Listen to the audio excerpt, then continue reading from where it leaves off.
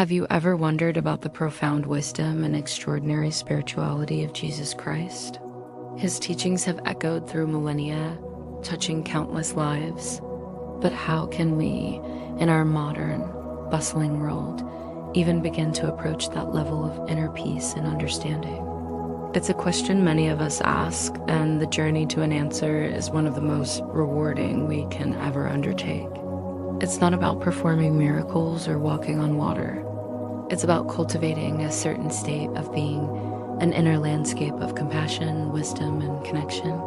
Jesus demonstrated a life rooted in love and forgiveness, showing us that these aren't just abstract concepts, but powerful, transformative forces. He saw the divine in everyone, from the powerful to the marginalized, and treated them all with dignity and respect. This is our first clue. The path begins with how we see and treat others. So, where do we start? The first step is self-awareness.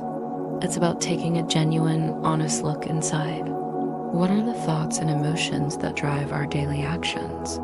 Are we reacting out of fear, anger, and judgment? Or are we responding from a place of love, patience, and understanding? This isn't about blaming ourselves for negative feelings. We're all human. It's about observing them without judgment, like watching clouds pass in the sky. This practice of mindfulness, of being present with our inner world, is the foundation. Jesus often withdrew to quiet places to pray and connect with God. This was his way of practicing mindfulness, of centering himself away from the noise of the world. For us, this might mean meditation, prayer, or simply spending a few minutes in quiet reflection each day. By creating this space, we begin to untangle ourselves from the constant chatter of our minds and connect with a deeper, quieter part of ourselves. The second key is compassion, both for ourselves and for others. Think about the famous parable of the Good Samaritan. It teaches us that our neighbor is anyone in need, regardless of their background or beliefs. Compassion is empathy in action. It's about stepping outside of our own bubble and truly trying to understand another person's experience. It's about offering a helping hand, a listening ear, or a kind word without expecting anything in return. And this compassion must extend to ourselves. We often hold ourselves to impossible standards and beat ourselves up for our mistakes. But true spiritual growth requires self-forgiveness. We must learn to treat ourselves with the same kindness and understanding we would offer a dear friend. When we make a mistake, we acknowledge it, learn from it, and let it go. This act of self-compassion frees up so much energy that we can then direct outwards towards helping others. Next, let's talk about forgiveness. This is a big one, and it's central to the teachings of Jesus. He said, "Father, forgive them, for they know not what they do," even as he was being crucified. This is the ultimate example of radical forgiveness. Holding on to grudges and resentment is like drinking poison and expecting the other person to get sick. It only harms us, trapping us in a cycle of bitterness and pain. Forgiveness doesn't mean condoning what happened or pretending it didn't hurt. It means choosing to release the emotional burden it has on us. It is a conscious decision to let go of the desire for revenge and to free ourselves from the past.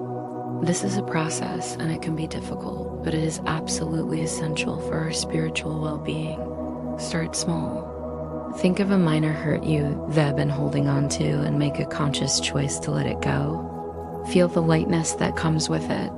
This practice over time can heal even the deepest wounds. Another cornerstone of Jesus' life was service. He spent his time healing the sick, feeding the hungry, and comforting the afflicted.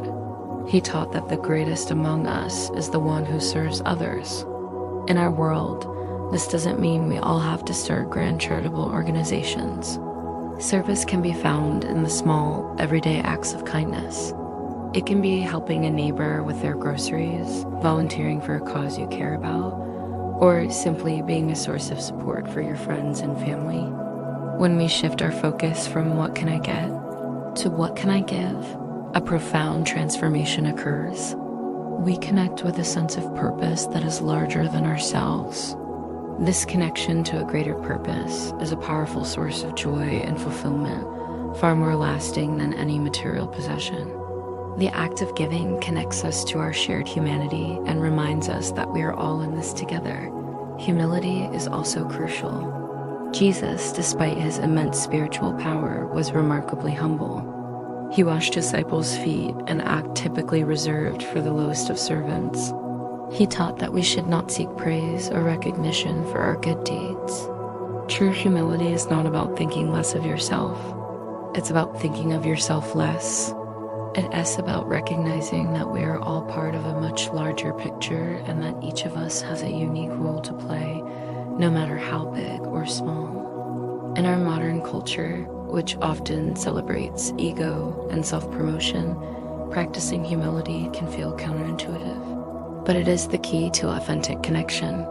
When we let go of our ego, we can truly listen to others, learn from them, and connect with them on a deeper level. We become more open, more teachable, and more aware of the wisdom that surrounds us. And finally, let's talk about faith. For Jesus, this was an unwavering trust in a loving, divine presence. For us, faith can take many forms. It could be faith in God, in the universe, in humanity, or in the inherent goodness of life.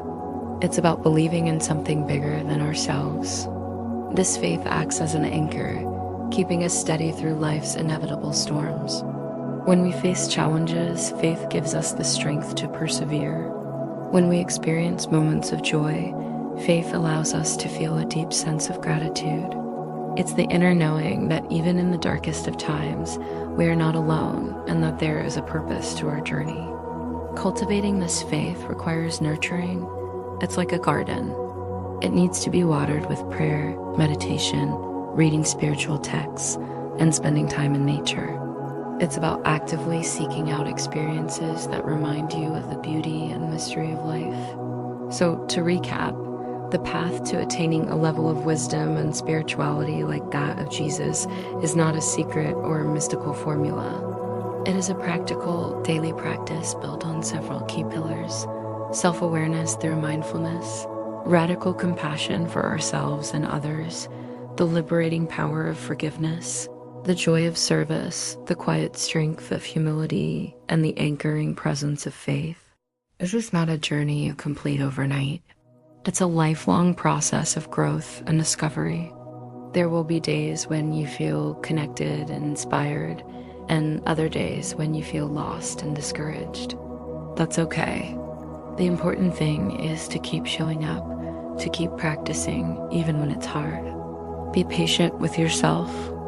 Celebrate the small victories. Every time you choose kindness over judgment, forgiveness over resentment, or service over self-interest, you are taking a step on this sacred path.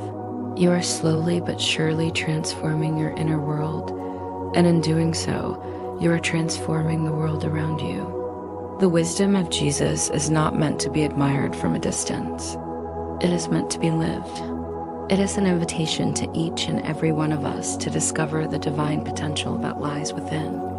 It's a roadmap to a life of profound peace, boundless love, and true fulfillment. The journey is yours to take. Thanks so much for watching. If this resonated with you, please like, share, and subscribe for more content on finding meaning and purpose in our modern world. I'd love to hear your thoughts in the comments below. See you next time.